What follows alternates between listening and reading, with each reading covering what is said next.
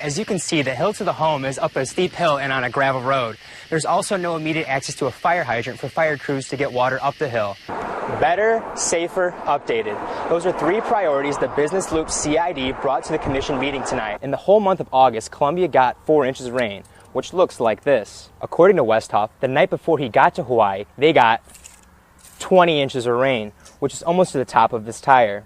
These new amenities in the south end zone include a club on the second level that is the biggest fan club in the state, and a field level entrance where players and fans can interact with each other as the Tigers take the field. The Missouri Constitution says a nominee must have lived in Missouri for 10 years. McDowell has lived in Missouri for 8 years. Another Washington liberal and the Potomac two-step. Those are two phrases used frequently by both Josh Hawley and Senator Claire McCaskill. Project Veritas released 2 separate videos within the last couple of days showing comments by campaign staffers recorded undercover. The group's goal was to disclose information within the campaign that voters don't know. McCaskill's campaign office says Project Veritas committed fraud, and Josh Hawley is not doing his job as Attorney General to look into this video. And we have reason to believe that fraud was committed against our campaign. Project Veritas ran a video from within Claire McCaskill's campaign office that mentions some of her campaign techniques. They include the office's relationship with Planned Parenthood. They don't donate to Claire because they don't want to ostracize pro-life Democrats in Missouri. And one staffer who was interviewed seemed to suggest the campaign doesn't always tell the truth. We have to lie to get elected. Essentially. But McCaskill's campaign manager, David Kirby, says the video crosses the line. Obtaining videos under false pretenses in violation of laws. Laws that McCaskill's office believes Attorney General Josh Hawley should look into. McCaskill went as far as to say Project Veritas committed fraud. What's really telling about this is how far they're willing to go to fraudulently embed somebody in my campaign. Hawley responded saying that's absurd and she knows it. Senator Claire McCaskill can't fool Missouri anymore. McCaskill's office says Hawley is in effect endorsing the videos. He's been tweeting about them. He's been encouraging his supporters to watch them. McCaskill's office says this is dirty politics. I've never seen that in a U.S. Senate campaign before in the state of Missouri.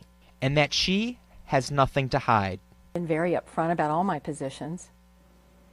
Now, as you can see here on their website, Project Veritas said a couple of hours ago it has no connection to Josh Hawley's campaign, and that the journalist who, and quote, the journalist who was embedded in McCaskill's campaign for several months is one of its journalists and also has no connection to the Hawley campaign.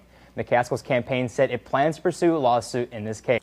The details of the report explain how more police officers and higher wages are needed for community policing, 2 things that many people expected. But I spoke with several people who still say the report is not enough.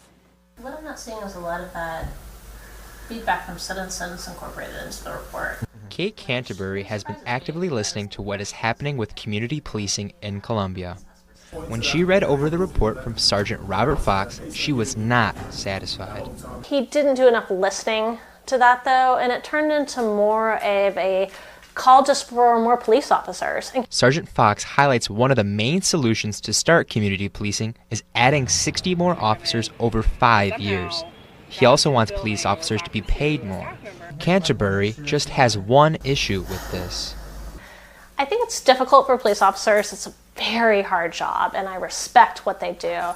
But sometimes I think that, that hard job leads to a little bit of a us versus them mentality. An issue people are also looking into is funding for community policing. Fox and some people in Columbia have the same idea for funding this project. What Sergeant Fox and many other people living in Columbia have recommended for funding the new community policing program is raising the property tax. Now, the average monthly increase in property tax will be $6.44. Something that comes to mind for Canterbury is safety. As a mother of twin girls, safety is a priority for her kids and others. And that's where, my issue comes in. My girls, I want their friends to be as safe as they are. And right now, unfortunately, I don't feel like children of color are as safe in our community. Now, I did speak with two members of Race Matters Friends about their thoughts on the project. Tracy Wilson-Kleekamp says she will refuse to engage in conversation about more police. Chad McLaurin says the City Council should see this as unacceptable and will not support CPD unless leadership is changed.